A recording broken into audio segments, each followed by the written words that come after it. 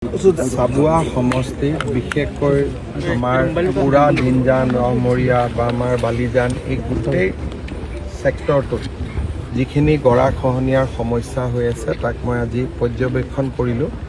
ডিপাৰ্টমেণ্টে স্তৰে স্তৰে কিছু কাম কৰি গৈ আছে, কিন্তু সামগ্ৰিকভাৱে গোটেই কামখিনি নহ'লে ক'ৰবাত নহয় ক'ৰবাত ক্ষতি কৰি থাকিব।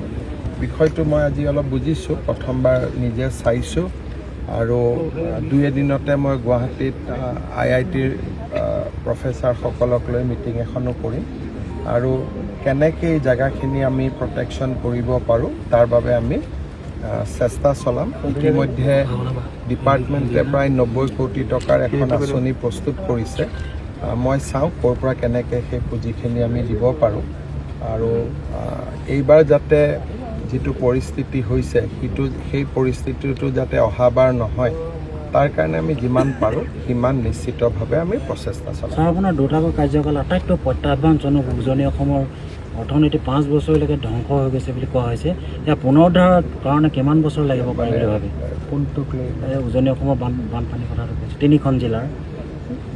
মই ভাবোঁ যে কিমান ক্ষতি হৈছে, কি ক্ষতি হৈছে তাৰ গোটেই এছেছমেণ্টটো কিছুদিন পিছত ওলাব আৰু বানপানীটো গোটেই উজনি অসমতো হোৱা নাই। আমি চাব লাগিব শিৱসাগৰ আৰু চৰাইদেউ জিলা, বাকী অঞ্চলখিনিতো ঠিকে আছে। যোৰহাট, গোলাঘাট বা ডিব্ৰুগড়, তিনিচুকীয়াত ক্ষতি হৈছে, কিন্তু ইমান ডাঙৰ প্ৰভাৱ নহয়। প্ৰভাৱ পৰিব শিৱসাগৰ আৰু চৰাইদেউ জিলাত।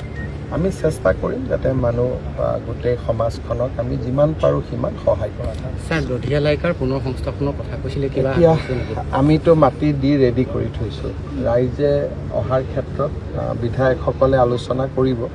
যিসকলে আহিব খুজিব তেওঁলোকৰ কাৰণে আমি মাটিৰ প্লট ৰেডি কৰি থৈছোঁ। ঘৰৰ কাৰণে হয়তো কিবা এটা সাহাৰ্য দিব লাগিব, আমি তাৰ বাবেও বিবেচনা বৰদৈগুৰি পৰা মোহনা ঘাটলৈকে এনেকুৱা বহু জেগাত ছাৰ খহনীয়া হৈ আছে। ব্ৰহ্মপুত্ৰৰ খহনীয়াটোতো আমি সকলোৱে জানো, ই বহুত ডেঞ্জাৰাছ আৰু প্ৰলয়ংকাৰী। কোনোবা জেগাত প্ৰটেকশ্যন কৰিলে নতুন এটা জেগাত খুন্দা মাৰিব। গতিকে ই এটা সমস্যা আমাৰ বহুত ডাঙৰ, আমি যুঁজি থাকিব লাগিব। ছাৰ, মটক জনগোষ্ঠীৰ স্বাভিমান ছাৰ অনুদ্বৈত কিমান বছৰৰ ভিতৰত হ'বগৈ পাৰে? বিনোদে কৰি আছে।